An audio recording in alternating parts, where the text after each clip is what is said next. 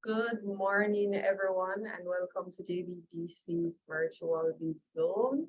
My name is Dania Bennett, and I will be your host for today. I'll be filling in for the astute Francia Campbell.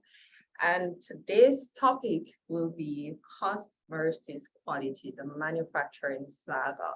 So where do we strike the balance between cost and also quality? So we'll be learning a bit about this today. And our presenter today is Mr. Colin Coley. And Mr. Colin Coley is a trained business consultant with 25 years of experience in business management and financial management and consultancy. His area of specialization includes financial management and designing business strategies to enhance profitability for businesses in the micro, small, and medium enterprises. Mr. Coley was educated at the Wilmer's Boys School, UTech, formerly known as the College of Arts, Science and Technology CAST, and Birmingham City University in England, where he received a master's degree in marketing. His accolades include being a member of the Chartered Institute of Marketing, as well as a member of the Wilmer's Old Boys Association. Mr. Coley has a myriad of posts, which include, well, he has held a myriad of posts, which includes income tax auditor, officer in the Treasury Department at Grace Kennedy, as well as manager of the high-low chain of supermarkets. While he resided in England, Mr. Coley was employed to the British Marketing Research Bureau as a market researcher. Among the clients under his portfolio were Barclays Banks and the United Kingdom Tourism Organization. He currently holds the position of Senior Business Advisor at JBDC, where his major role involves the writing of business plans and providing consultancy services to micro, small, and medium enterprises. One of the philosophy which governs his life is the whole world steps aside for the man who knows where he's going. So Mr. Coley enjoys reading financial and political publications and watching movies. So we have a presenter today that is well prepared and versed in terms of the topic, and will be giving you an excellent presentation because I know he does this very well. So I'm going to hand over to you now, Colin. Thank you very much, Daniel, for that rousing introduction. Whenever I hear it, I keep looking over my shoulder wondering who they're talking about. Okay, so ladies and gentlemen, good morning. As Daniel said, we're here to speak about the topic says cost versus quality, the manufacturing saga. Now, looking at manufacturing, as you know, the whole idea now of looking at production is the key now to getting the economy moving and driving, and the key to growing the economy. And our government keeps telling us all the while it's important to produce. Without that importation, no, important is to produce and export. So in the manufacturing saga situation now, we have to look at raw materials and labor input. And in looking at that, we have to look at the quality of raw material, the cost of raw material. How can we manage input and not affect quality, or is the input can definitely affect the quality and affect our branding? So we're going to look at that. So I walk through today about the cost and the quality, and the cost versus quality in production.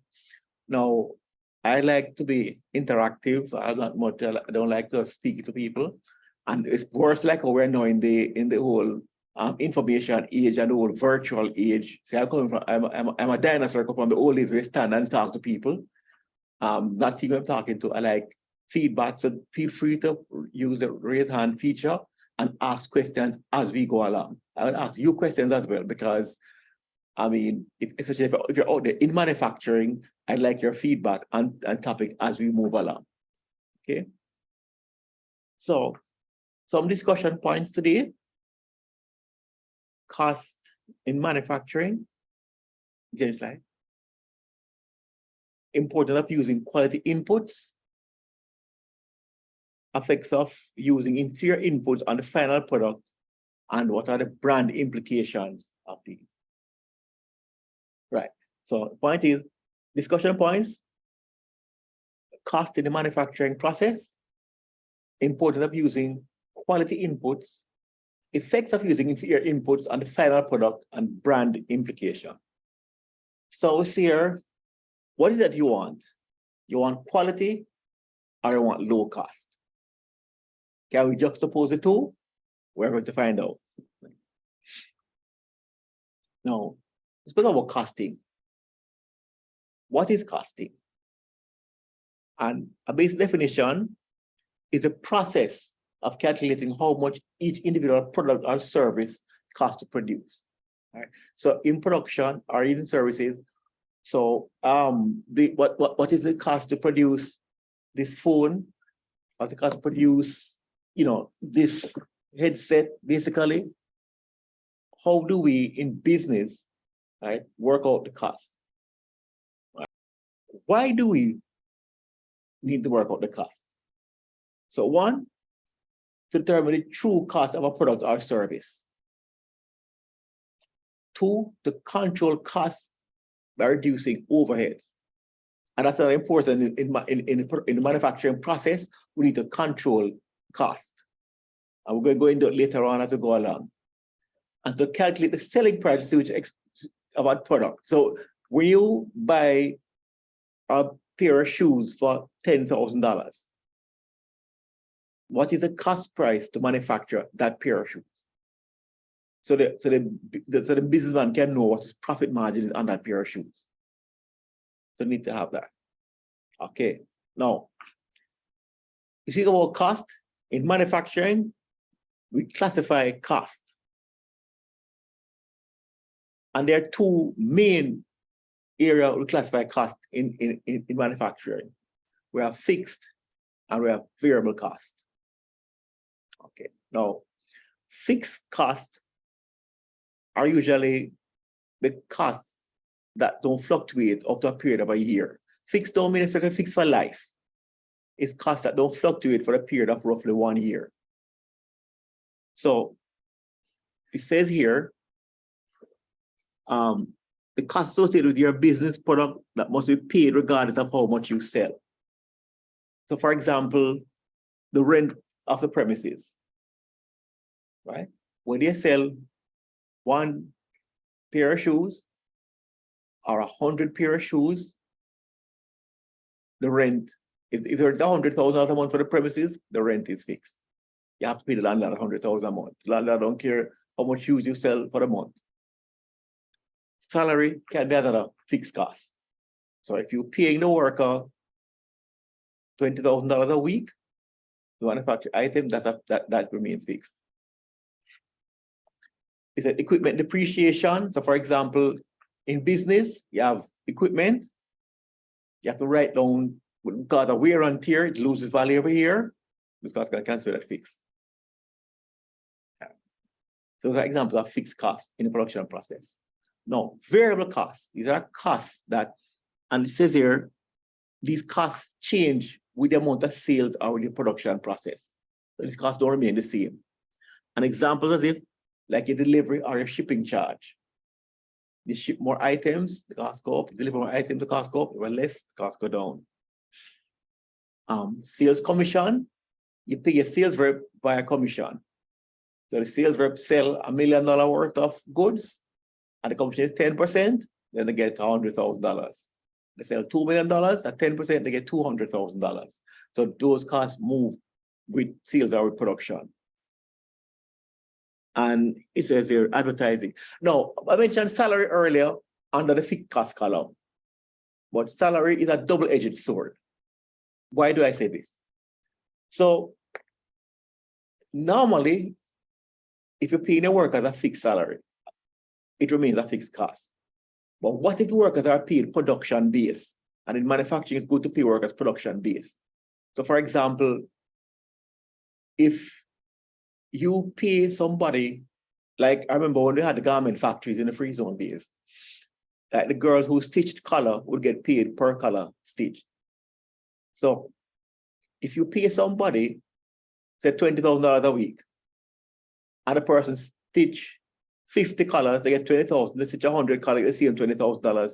Why should I bother stitch 100 colors if I get the same amount of pay? But if you pay somebody per color stitched, then that person going to stitch till they hear a voice and stitch no more. Because they're now basically working to pay themselves.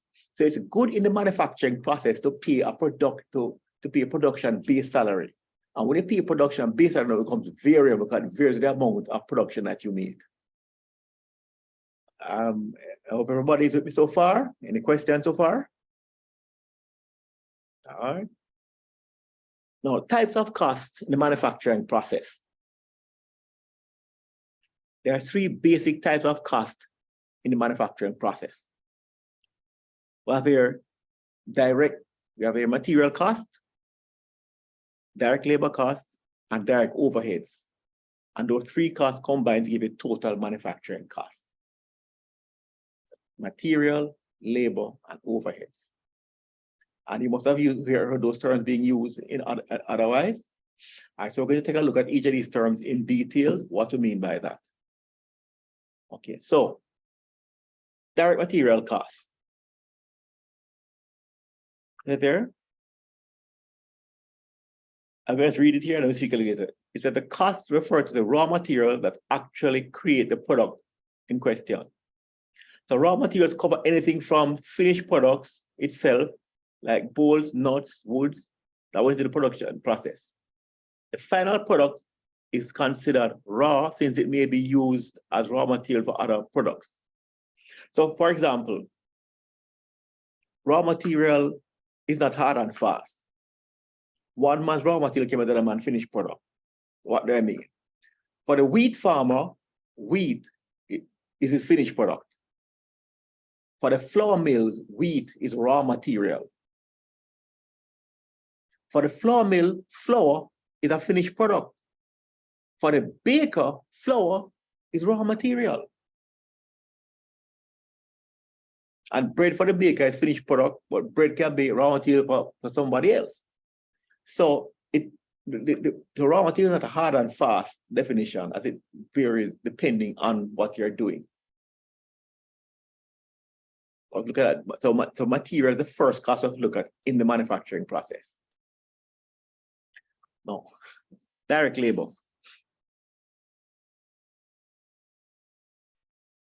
It says here, labor cost, also known as direct cost, refers to any funding given to the workers who produce and build the products in question.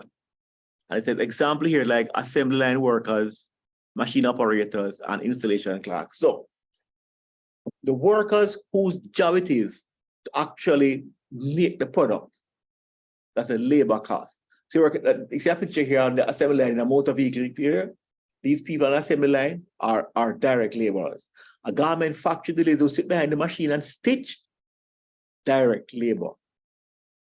And a construction site, the people who actually have the shovel and the guys, the workmen who actually, the mason, all these guys, the carpenters, direct labor. The people in the factory in China who put this phone together, direct labor. So these are the people who actually on the ground putting the prop together. That's what they call direct labor.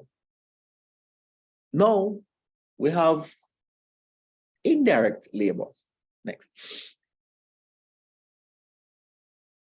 So there are other people who are involved in the manufacturing process, but they're not directly involved in the process.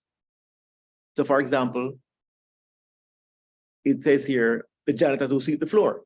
If the factory floor is not clean, so production can go on. So he's involved in the production process, but not as directly as the person who actually stitch the colors on the shirts. The supervisors who supervise the production, the factory staff, they don't actually put the products together, but they play a role in the manufacturing process. The security guards who guard the factory to make sure the people don't thief out the things. They're involved in the manufacturing process, but not directly involved in it. Like the people who put the stuff together. So that's indirect labor. So that's direct labor versus indirect labor. Any questions here about those definitions? because sometimes it can be the line can be blurred. Questions? I said, people feel free to ask questions as we go along, don't be too shy. Overheads now.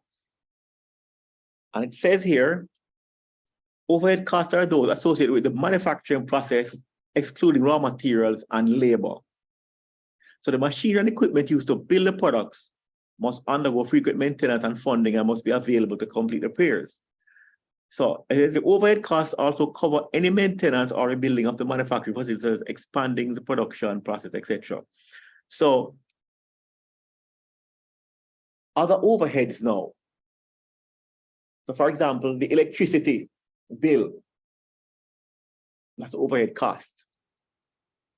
The rent for the factory space, the overhead cost.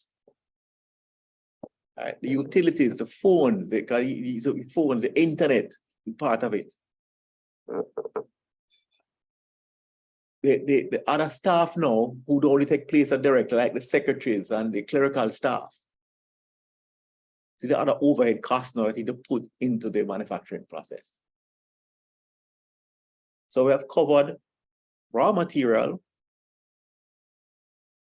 We have covered labor, like indirect, and overheads. So we're going to wrap up the manufacturing process here. All right. Okay. So now we move from manufacturing now. Because we say the topic is quality, cost versus quality in the manufacturing saga. So wrap up manufacturing, really, we'll now at quality. All right. Now, what do we mean by quality? And the definition I have here, it means that the products meet and exceed all requirements, standards, and specifications. A certain industry products may need to meet specific standards and specifications for manufacturing. So we have, like in the US, you have the Food and Administration. So if you're manufacturing food or medication in the US, you must meet certain standards. And if you're going to export products from Jamaica to the US, you have to meet those standards. Like I know if you're going to export yams and all those other things, they must meet FDA requirements. And people, if they had no turn back shipments because they don't meet certain requirements. In Jamaica here, we have got a Bureau of Standards. So if you're making products like say in food or it's like that, you must meet certain specifications. That's what's called quality. And you have the ISO 9000 standards, you have the HACCP. So that's what we are quality. That's of quality goods. Definition of quality in manufacturing. This video produce products that meet or exceed your customers' needs and wants. So quality includes like durability, reliability, and aesthetic appeal. So in the manufacturing process now, quality means you have to meet your customer standard. What are the customers that are expecting of you? So apart from meeting government regulatory standards now, you have to meet customers' expectations. I've gone into marketing, which is a different topic, but we'll touch it a bit. So meeting government standards are one thing, but customer expectation can be something totally different. And you must meet those with that quality in the manufacturing process. Now we'll look at the importance of quality in manufacturing.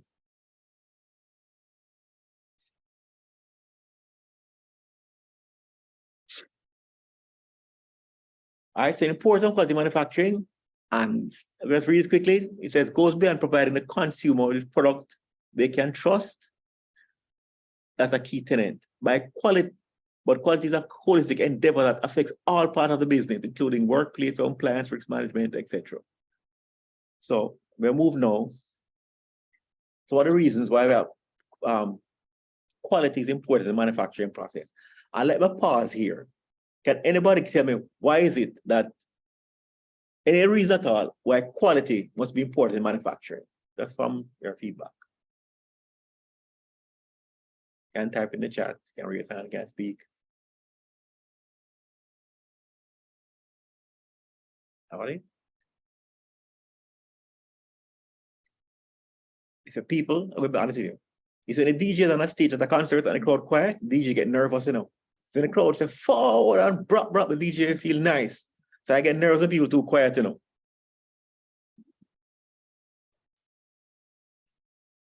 All right, so we're going to look at some of the reasons why quality is important in the manufacturing process. So reliable products, that's one. I said from a business perspective, consumers favor products that are reliable and lasting products. So consumers like reliability. Can we rely on this product from time to time to deliver what we purchase? When we spend our hard earned money buying this product, is it reliable? Can it give us what we want? Next, safe products. Safe products. The most critical element is that manufacturers have to be able to ensure their products are safe to use. Now, this one is critical, people, because the products must be safe, especially if you're consuming like food. And we have to, is the product safe to use? Can the product be harmful? Can it be harmful to children? Can it be harmful to pets? So is this product safe to use? It has to be important in the manufacturing process as well, because people have consumed products that, you know, cause them to get ill, cause them to be hospitalized. And I've known cases in Jamaica where these things happen where people buy products. So is it safe to use? Compliance. The rules and regulation. It must adhere to certain standards, must comply with especially government standards. In Jamaica, we have various standards and you know that governs how products must, you know, comply with government standards. So does it comply? Consistency. The quality must be consistent. If I buy a bread from a certain manufacturer or a patty from a certain patty place, every time it must have that same taste, that same quality, consistency. You can't make it taste one way today and different way tomorrow. All right. KFC, one of their compliance manual is that they say that anywhere in the world you go, KFC must look the same, taste the same, and cost the same. So I don't know how true that is, but so that's there in terms of consistency. Waste reduction. So in the manufacturing process, looking at waste is a cost to business. Because in manufacturing, you're going to have waste. We're going to make it simple. If you buy 2 yards of cloth to sew a dress, the dressmaker not going to use the entire 2 yards. When they finish cutting and measuring, they're going to throw away some. You're going to have wastage. You buy raw materials to use, you're going to have wastage. So you're going to have wastage once you're manufacturing. But the key is to reduce those wastage, because wastage is a cost to the business. If you spend $1,000 a yard to buy the cloth, and you spend $2,000 buying 2 yards of cloth, but you only use 1.5 yards, you have now wasted $500. And you have to record that. In accounting, you have to record that and put it in your profit and loss as an expense item, wastage. So wastage is going to affect your profitability of the business. So the key, once you manufacture, you're going to have wastage, but the key is to manage that wastage and keep reducing it. And if you can monetize the wastage, so be it. I know of one major chicken producer in Jamaica. When they slaughter the chicken, they don't use everything. They would package like the guts and all that stuff, and they would sell it as dog food later on to earn money.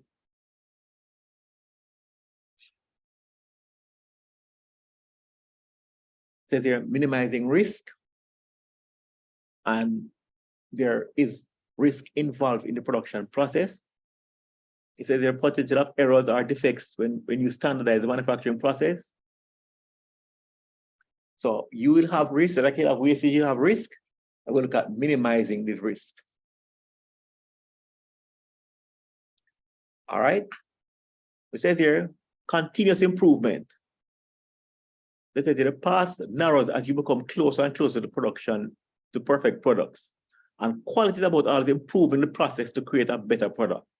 So in production, there's always room for improvement. You have to continuously work on the project. And especially now, we're now in the information age. And in technology, right? We have to keep improving as we go along. I can tell, like, we need accounting software, almost every other year, the software developers put out a version 5, a version 6. We're gonna have to keep improving quality to stay with times. Even this very phone, I would love to remember when cellular phones were big like a brick. I had to pull up an antenna to speak. And in time, as we go along, we don't reach down to here. Right? Very soon, it may be as small as a chip. So we have to continuously move with the times and improve our products.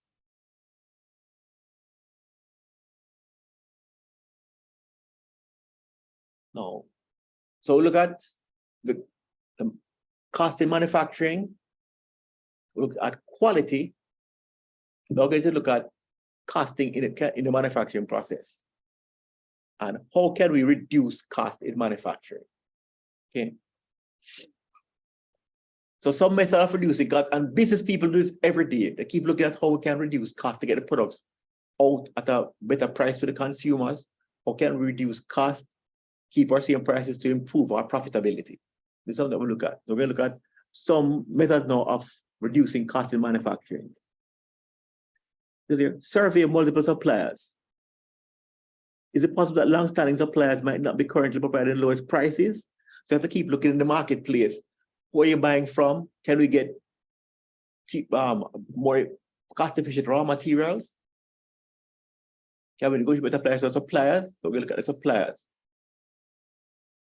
And we see now where a lot of people are going overseas and hunting for cheaper prices, cheaper raw material. Find affordable transport. And this was a bit difficult. Well, if it's local transport, you can see if you can negotiate with the prices. Shipping costs, sometimes the more you ship, you get a better price. Consider international sourcing, and this is called outsourcing. Can we manufacture the product at a cheaper cost elsewhere? And we can see right now where it's not a coincidence right now in the United States of America, most of the production is now done in China. The phones that we use, the laptop that we use, they're not manufactured, the Dells and the Apples and all these things, and the Samsung and all stuff, they're not manufactured in the United States. The head office will be in the United States, but the manufacturing is done in China or Indonesia, where the labor is cheap. It says assess or eliminate shrinkage, and it's about go back now to do with wastage. Right? How can we reduce the wastage? And here, theft, loss, or waste can increase cost. So, this is a Jamaican situation. In a lot of factories, plenty thieving take place. How can we reduce theft within the business place? Because the theft is a cost to a business. The cost is put in the profit and loss account. Shrinkage, wastage, pilferage. Is that cost to your business? So can we reduce these? It says here, take advantage of cash or early payment discounts. No. Some suppliers may say to you, if you pay me I give you 30 days credit.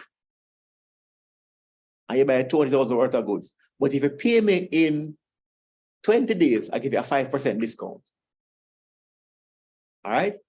So the supplier will do that because they want cash coming in. Because having the money out on the road for a long time is a cost to your business as well. So the supplier may give you a nice incentive to pay early. They give you a discount. Or you can negotiate that to the supplier. Say, look, you give me 30 days credit. But if I pay you in 20 days, can you give me a discount on it? And a lot of the time they will say yes. Because they want their money in quicker. Okay. It says reduce utility overheads. Let's try to reduce cost of utilities by reducing energy usage, consider efficient equipment. And so This was a bit difficult reducing overheads because we hardly have control over these things. But a lot of factories in Jamaica now, I know this, are installing solar panels to cut down an electricity bill. So that's one way of reducing your utility costs.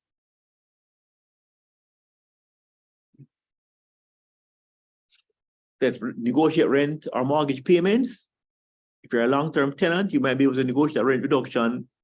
It's not so easy in Jamaica, okay, I'm honest with you, but there's a possibility that if you can negotiate a better rate, or you may have to move from one location to another location for cheaper renting. You can negotiate a lot better if you change location to get somewhere cheaper.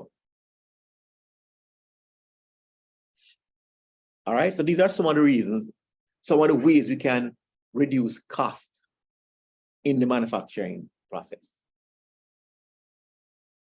Any questions here? Or anybody have any other ideas on how you can reduce costs? We're moving on now. Using inferior raw materials. So one way of reducing our production costs is to find cheaper raw materials. Now, in the process of finding cheaper raw materials, we may just end up with the danger of using inferior raw materials. Now, is it possible to afford quality raw materials? No, let's look at some of the disadvantage or danger of using inferior raw materials. This is one here, lack of durability. 2, look. 3, cost. And 4, reputation. That's what disadvantage of using inferior products. So in looking at reducing our cost, we may go for cheaper raw material, but there's a danger now. Lack of durability. Higher quality material will last longer and increases the durability of your product. So basically, if you have a good quality product, but more durable, if you go for inferior product, it may affect the durability of the product. And this can also affect the customer relations. So the lack of durability is one way in a danger of using cheaper raw materials. Look at the product. Now, it says if you're spending time working on something, you want the end result to look nice. High quality materials look better than poor quality materials, and this can enhance the overall aesthetic of your product. So the look of your product. When you use high quality material, the product will look better. Cheap material will affect the look of the product. And I can give you a personal situation, like sometimes buying clothes. Right? You buy a cheaper, and I can't do my personal experience. So I was looking to save money, and I went to some stores and I got a cheaper shirt. Right? But the material wasn't as good as the more expensive shirt of better quality. And a couple of months, put it in the machine 2 times, and it washed 2 times, the material started to strip out on you. And you realize it's better you spend the money and buy the quality shirt and done rather than buy looking for cheaper material. Look at cost.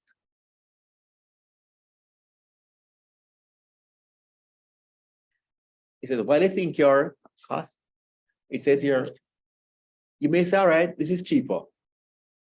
And I save money by buying cheaper.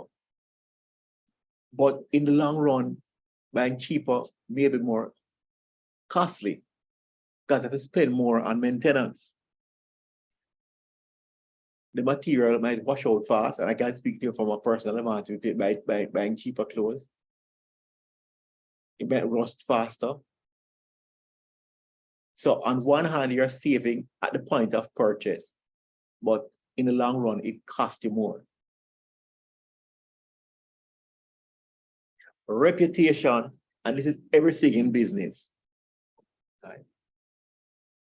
when you're using cheap products, it affects the reputation of your business. When customers consume a product and say, look, I don't like buying from X or Y because, you know, something not good.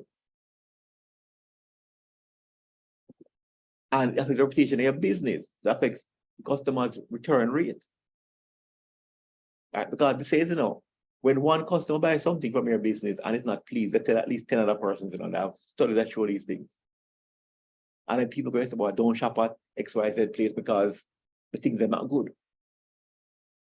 So you have your reputation to think about in the process.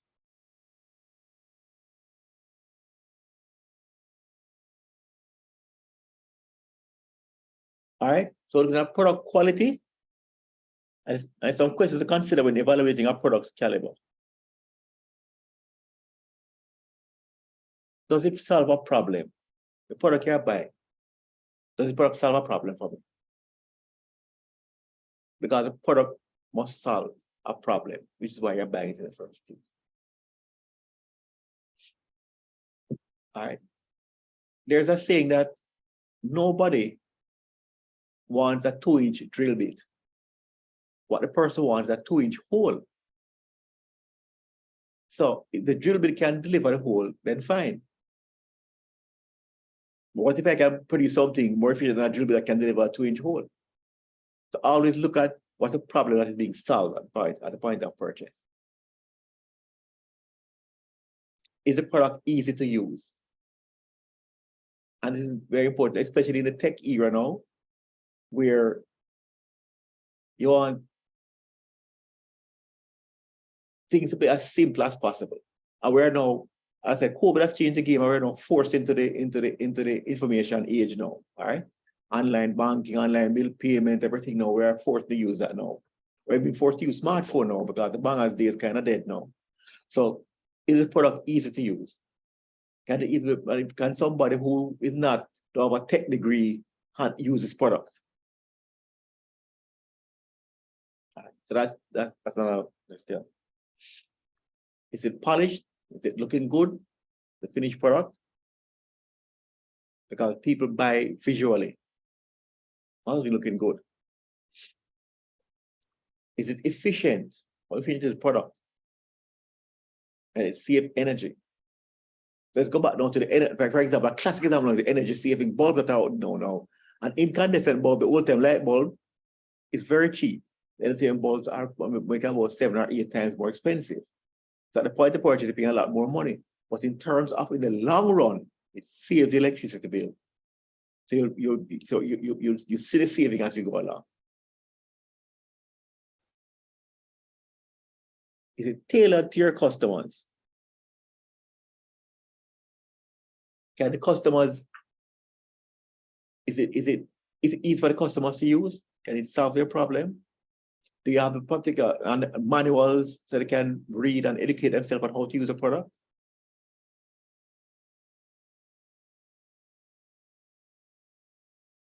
All right, so there are some consequences of poor quality. All right, but before I go there, and the feedback, what do you think are some of the drawbacks of you having a poor quality product in the market? Anybody that's there? You're a business person and your product of poor quality. What are some of the effects you can have in the marketplace?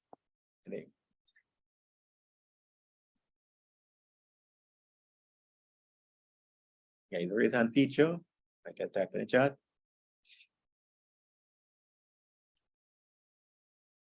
Oh. All right. Lost the revenue in sales going down, losing customers. It damages your brand. The loss of productivity and naturally lower profits because lower revenue, less customers can give you lower profit. So some of the coins like a poor quality. And almost every one of us here has the experience of buying poor quality products at some point.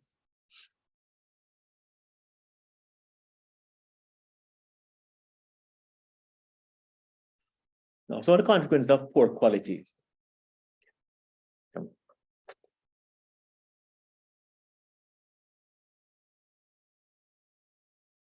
Said four are the consequences of poor quality: customer-related consequences, operation-related consequences, business and society-related consequences. So let's take them one by one. So customer-related consequences is your poor quality can have several customer-related consequences.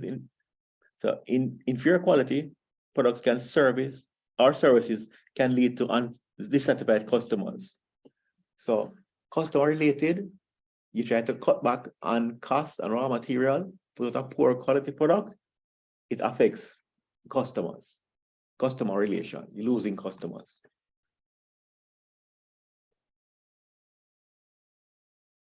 Operations related, say in the production process, lots of time, hit the production process, and it have a cost eventually to the business. So other business related consequences, look at increased insurance premiums, increased legal fees, because if the product has poor quality, or it affects people who can take legal action against the company. And I know of cases where people have bought food product and found like insects inside of it and end up suing the manufacturer. Decreased reputation, we spoke about that earlier. Loss of goodwill. Increased product liability claims. And like if you're in the manufacturing process for food, you have what's called product liability insurance. And if your product keeps bad products, the insurance is going to raise your premium. Increased product recalls. And this happens in the motor vehicle industry from time to time where they have to recall vehicles because of a defect. I remember which year one car had an airbag defect and they had to recall the entire production line. So that's a cost, a massive cost. And increased warranty costs because they're giving people warranty on products. And if that like say you give somebody a 90-day warranty on a product and people keep coming back because the product isn't good, it's going to increase the cost of the business. So the question is, should you sacrifice quality for cost? And that's a debate that we will always be having. I mean, the manufacturer wants lower cost of raw materials to improve profitability. The customers want good quality products at a reasonable price. And where do we strike the balance? So we looked at a number of areas of how we can reduce cost in manufacturing without affecting the quality of the product. And in the era of manufacturing, we have to be very careful, especially the time we're now in now, a time where consumers are now more informed than any other time in our history. We're at our fingertips. You click a mouse, you tap a phone, information is there in seconds. So people can now check things, people can do their own investigation. So in an era like this, we have to be very careful now in the production process as to we want to reduce our cost and at the same time want to maintain our quality, and we need to strike that balance between cost and quality. So are there questions from anybody there?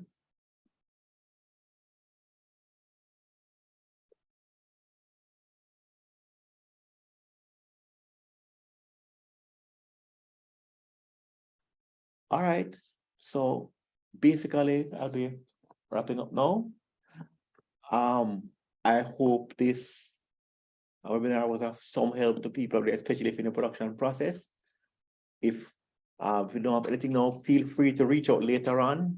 So you know they can reach out to information in there, and I'll be willing to speak with you personally, one-on-one, as to how it can affect you, assist you. So Daniel. All right, I have one or two questions for you, Colin, because I see where you spoke about the importance of maintaining quality and also, you know, trying to keep the products affordable. Mm-hmm. But in this era, this current dispensation now, where costs are continuously changing every day.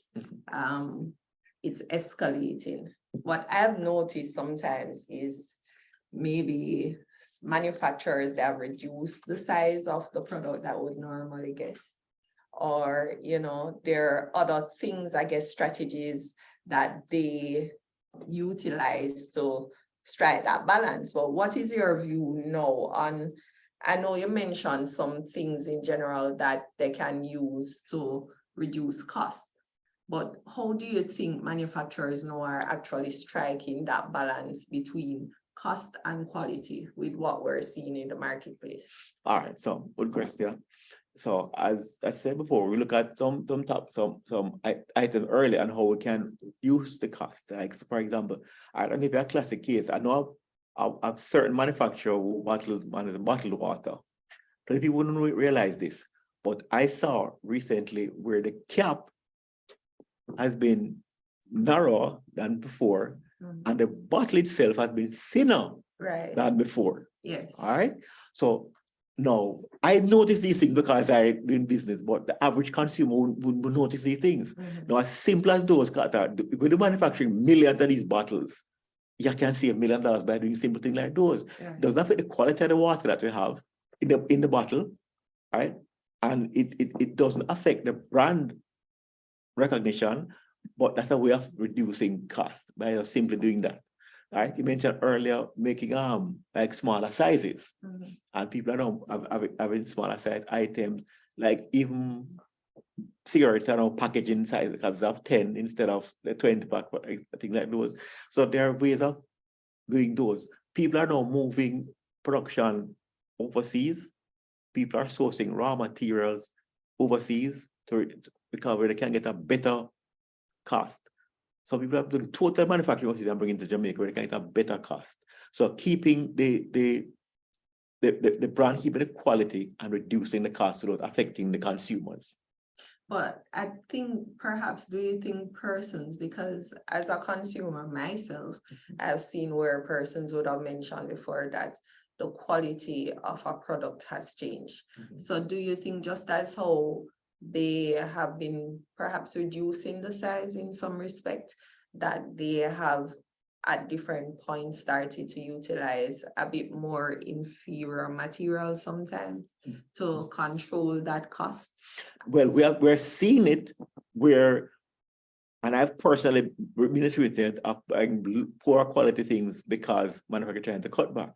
No, it's not a good fit. So because what happens, it affects, and I know of cases, and we can't say those here because we don't want to damage anybody's reputation or brand, but I've seen cases where manufacturers, to reduce costs, have been using inferior raw material, and it's affecting the quality of the product. And because of that, it's affecting the consumers, the consumers' idea of their product, and they're going to pay the price of these things later on because people are now complaining, as you said, of lower quality finished products because manufacturers are cutting back. So you have to be careful because we're now in a very competitive marketplace, right? We're a marketplace now. I can sit in my bedroom on my laptop and bring in goods from overseas on my Amazon account. Right. So because of that, manufacturers, local manufacturers, have to be very careful because they can lose business easily. So I think we're now in a global economy. So I was taking into consideration when you put things out there, when you put food on a supermarket shelf now, right? You're competing with all over the world. So you have to make sure we meet specifications, standards, satisfy our consumers. So it's be careful that we don't in a rush to reduce costs. We don't affect and damage the brand that we spoke about it earlier. Right. And for small producers, because perhaps sometimes it's not just about the cost in itself, but access to the material that they need to do a particular production, because we have seen that coming out of COVID, there have been different issues pertaining to shipping, logistics, being able to perhaps access materials that they would have normally had in abundance prior to this whole situation. So what would you suggest for small producers? How should they handle situations like those? because if they may not have access to certain critical materials, it may prevent them from actually producing. So how can they strike that balance as it relates to quality and trying to maintain your product in the market space? Okay, so with you, we saw where COVID 1, 2, the war in Ukraine has affected the supply chain. Right. And I remember when we had this ship turning crossway in the Suez Canal, that for example. So we look at these things now. Small manufacturers would need to learn, and this is not popular in Jamaica, but they need to learn how to start working together. So they can pool resources. Let's say a number of manufacturers in a similar industry can pool resources and purchase bulk, which it can reduce the cost and then pass on the cost in the production. Plus, that's one way that they can look at it in terms of savings. Now, we need to learn to use cooperatives. We need to learn to use, because we have other business people in Jamaica, other ethnic groups who do bulk purchases and cut costs. So we need to learn that as a number of small government can come together, small manufacturers in similar area can come together and do bulk purchases. Because when you buy bulk, this is from China, the more you buy, the less you pay in input cost. So we can look at things like those in terms of assisting reducing costs for small manufacturers. And they can come to JBDC and we can have discussion with you. Okay, all right. And that's always a wonderful option. So I'm just going to throw it out there again, just in case anybody else has any more questions or comments. Colin, I'm seeing where Dainty Lewis has said, so true, I noticed sometimes a reduction in quantity and quality is compromised, a difference in taste. Yes. So, and I said before, manufacturers in the food industry have to be very careful of this because, we want to save, but we must be careful how we do it because when consumers are turned off and competition is now basically everywhere, when consumers are turned off, and you don't have to sacrifice the quality for cost. I'm going to give a class case now. A fellow old mayor and Lascelles Chin has just passed on. May he rest in peace. When he came out to the last, first of all, he took milk powder, something that was I had negative. When I was in primary school, we used to get it free, and we used to take it and powder each other with it because it run your belly and not good. Yeah. And he took milk powder and packaged it and branded it and make it something that people wanted. And he put a brand on the market where he put lower cost items up and to consumers of almost everything out there by keeping the same quality. You can't tell Alaska can't be from the big brands out there. So he did that by saying, look, it's going to be a lower cost to the consumers. So he took a lower margin, but he went for mass. So in keeping the quality, you may have to take a lower margin, a profit on your goods, but go for mass so you can increase sales. Right. So things will move quicker. And we can also utilize efficiency, like you said in your presentation, to get that going. So we can get it out quickly and we'll have small profit, but huge volume, and we still earn as small producers. Yes, yeah. Right. All right. So I'm not seeing any more comments or questions in the chat. I'm hoping, I believe that means that everybody is satisfied, Colin, that you did a good job and everybody understood whatever you said. Can I just say about the JBDC contacts here? Yes, I would. So, right. So you want to go ahead? Right. So Colin Coley, COLINCOLEY. My email is ccoley@jbdc.net. That's ccoley@jbdc.net. And our number is 928-5161. You can call, you can email. Or we're at 14 Camp Road. You can as well come in and we can have a one-on-one with you on your business. Right. And thank you so much, Colin, for your presentation today. I'm really hoping that it has assisted whoever attended today, and that whether you are a business person thinking about doing manufacturing or so forth, that we'll be able to, we would have provided some solutions for you today for you to consider. Also, all right. So Rashida is asking for you to repeat your information, Colin. Okay, so can type it in the chat? Let's type it in the chat. Yes, so Colin Coley, COLINCOLEY And my email, ccoley@jbdc.net.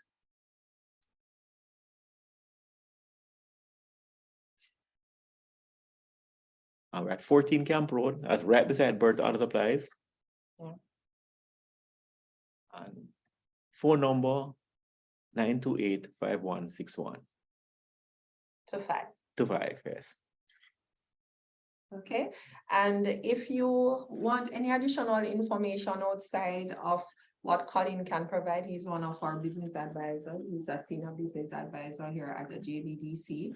Please know that you can give the JBDC a call, whether it's Camp Road location, which is the number is on the screen, 928-516125, or 14 Camp Road, as Colin had pointed out earlier. We also have another location at Marcus Garvey, another major location I should say, because we have other locations that we can provide services to you in different parishes as well. So if you want other information on that, feel free to check out our website or give us a call, and also follow us on social media as well. We are on Instagram, we're on Twitter, we're on YouTube, we're on Facebook, and you can check us out and try and get additional information on anything that you may need pertaining to business. So whether you have a question or you want to get some additional information on the services that we offer.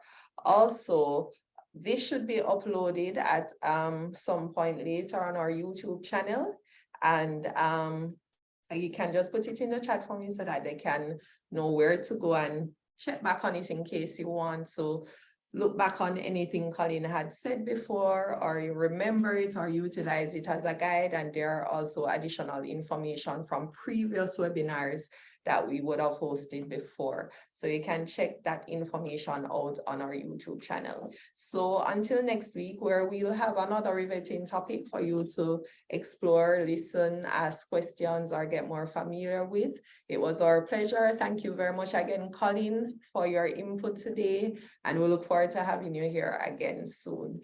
So until next week, ladies and gentlemen, thank you and goodbye.